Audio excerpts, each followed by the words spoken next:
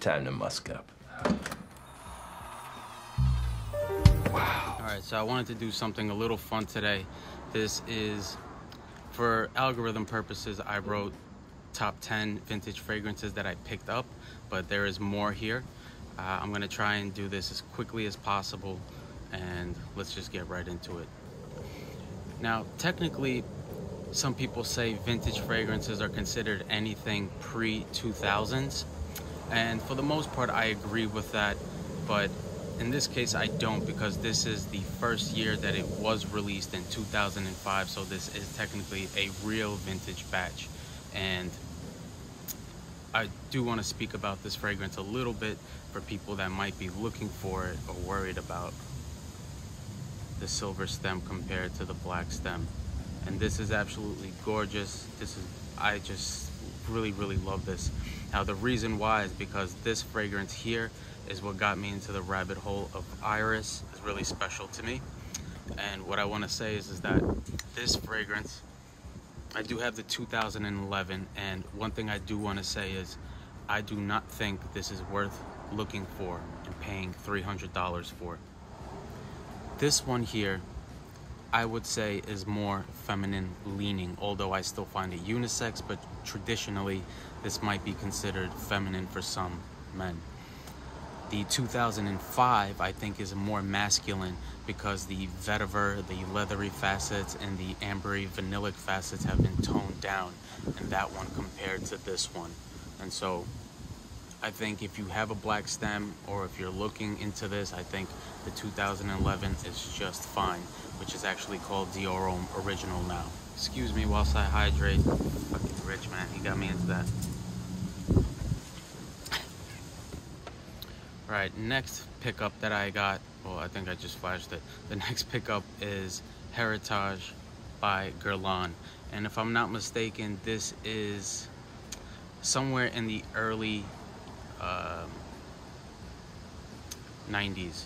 So 1992, 1993, maybe 97, I'm not positive, but this is an older bottle, as obviously I'm sure people can tell. And this, I love this. This is kind of this patchouli, sandalwood, lavender thing going on here. I'd say this is a lot closer to another fragrance that I have on my list, but some people really don't talk about it. But I think this is one of the best men's classics that Guerlain has made. Habit Rouge is, I am not a fan of. It's just way too lemony, powdery bomb of a fragrance that is just, on my skin, it doesn't work. And I just absolutely adore this stuff here. Okay, so this is Samsara EDP concentration here in the older refillable bottles. I mean, God, look at this thing. I mean, they do not make stuff like this anymore. I think this is metal. Yeah, this is metal. Yeah, I'm pretty sure it's metal. But anyways, we know about this. This is an older bottle. I think this is early 90s. And so it's evident that the Mysore sandalwood is in here, mixing with that ylang ylang rose as well. Just a heap of florals in here, a little ambery. Just gorgeous, a big fragrance in my opinion. Really nice. All right, so next up on my list, as I'm wiping this down, I'll speak about it. I actually got a backup of this because it's just really good. And shout outs to Aaron for this. He kind of helped me out to figure out the reformulations and which versions that there was. And so I ended up getting one of these here, and that is Paco Rabanne Pour Homme. Love this. Aromatic fougere, mossy, lavender.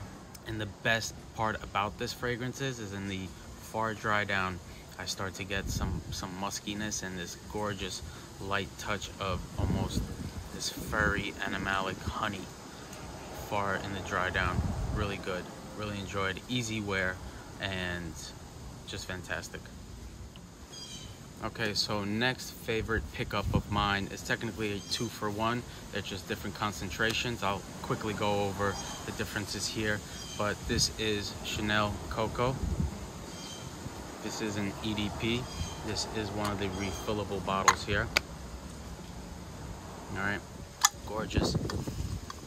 Just a spicy, woody amber here, florals, a little touch of civet in here as well, a nice little peach note in here as well, very resinous, smoky, just absolutely gorgeous. From the nozzle, to be honest, it does smell very feminine, but this needs skin. Once it's on your skin, it balances out and it's completely unisex. And the other one that I picked up was from someone I found from eBay that didn't live too far away from me, and she's amazing. She gives me amazing prices. I have another pickup that I got from her that I absolutely loved.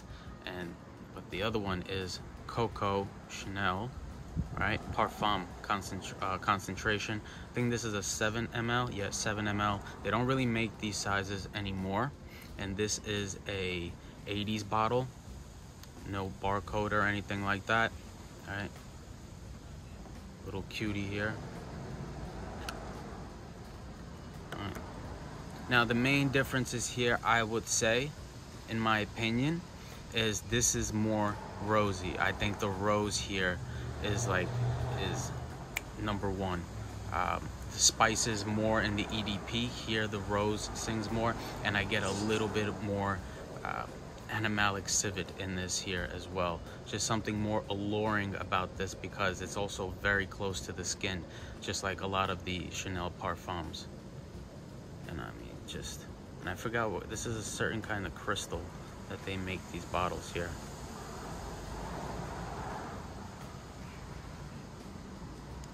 Love that. Man, I think I paid like 90 bucks for that too. Like, it's almost impossible to find that, especially nowadays, although this was like 5 months ago. Anyways, so here we have Eau de Hermes Pewter Cap. Love this stuff, and I love it because it's a typical Hermes as far as transparency and projection. This is not loud, but it does its job perfectly.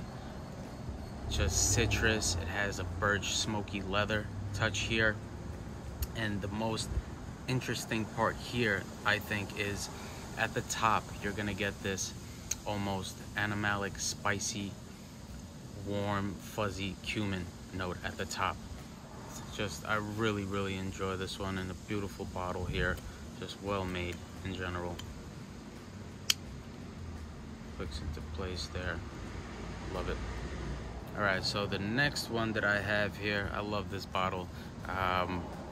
This is another release by Edmund Rudnitska, and I really like this, and I'm blown away by the quality of this fragrance because of the price I paid for it. I think it goes up against Diaghilev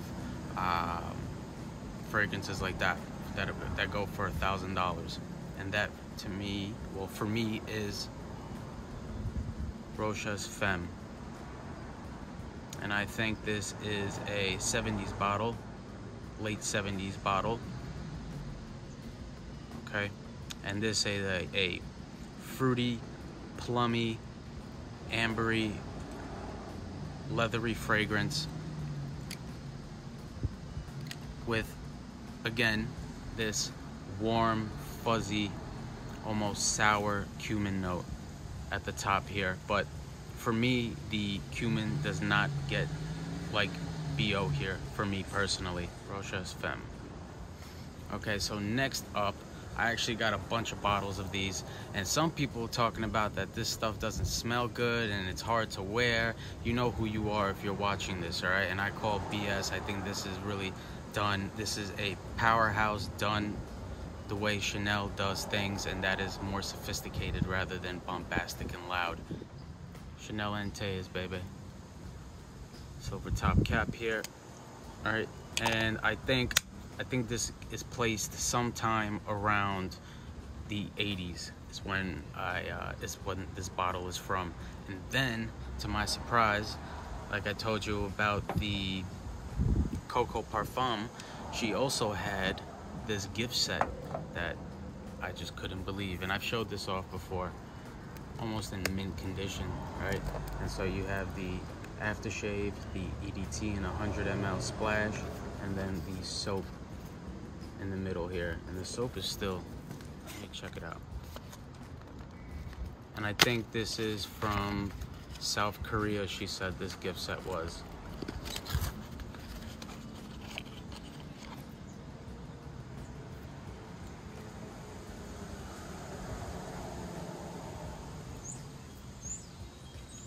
So good. Yeah, because if you could see, it has writing here on the side there. All right. And here is the bottle. It's 100 ml splash. This stuff is glorious. Birchy, smoky leather here with this hidden rose that just slowly blooms as the wearing goes on. Really odd, but really gorgeous. The castoreum here isn't loud. It does its job perfectly.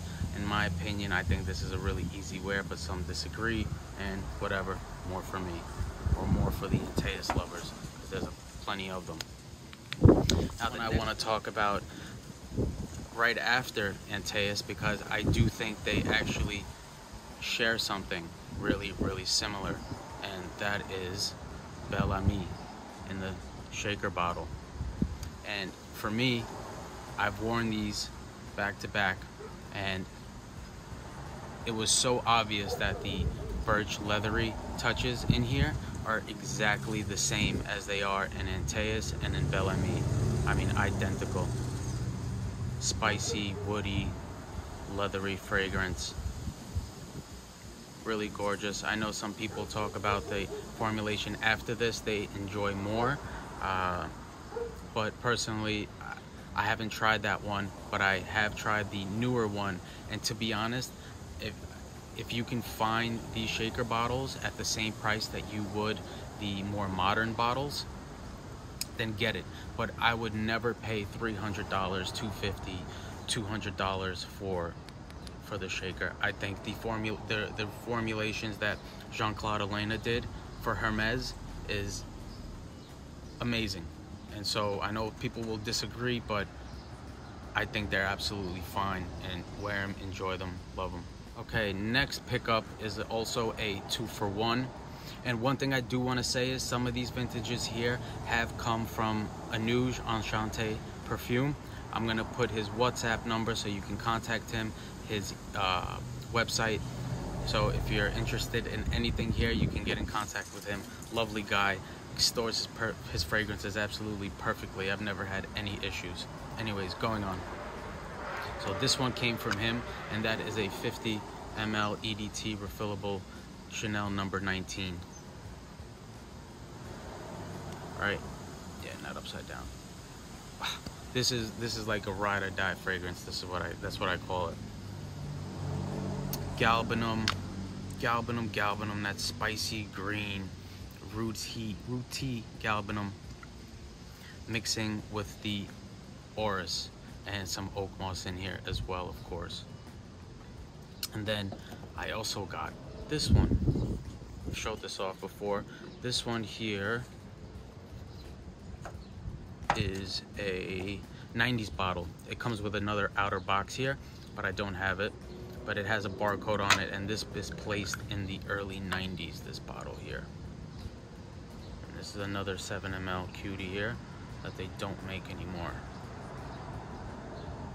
Alright, same deal here, but personally I think it is closer to the skin, obviously, more sensual and more orris in this bad boy, or bad girl. I'm gonna try and knock this out a little bit quicker, and what I'm gonna call this fragrance is the Drakkar Noir Killer. I like this more. Gucci Nobile, just more refreshing. Nice bergamot top here, lavender.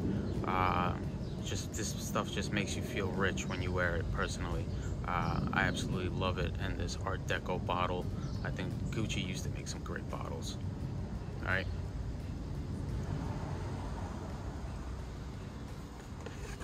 Okay, this release here, this vintage came from Anouge. Thank you, Anouge. And that is Cartier's Santos. right? Little splash bottle, little faux leather case that it comes in. Kind of cute. I don't mind it. And this is your kind of, well, your barbershop fragrance. Lavender and some sandalwood here. Aromatic, of course. Woody, oak moss. Gorgeous. I know it's weird that it has a silver top, gold, and then a brown bottle, but for some reason that just works, man. I personally like it. Some don't, but I do. Now, last but not least, I don't really think I need to talk about this much because this stuff is in the Hall of Fames already.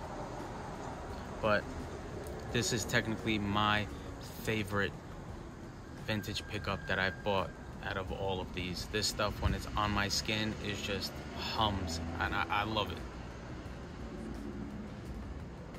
Fahrenheit 1989 batch, if my research was done properly, and I think it was 1989. And we know this is the gasoline of the fragrance world. Leathery, spicy, aromatic, some lavender, and the famous overdosed violet leaf. All right, well, that's my list. Let me know if there's anything here that you have or that you've enjoyed or haven't tried. Let me know in the comments. Just pull the Sebastian.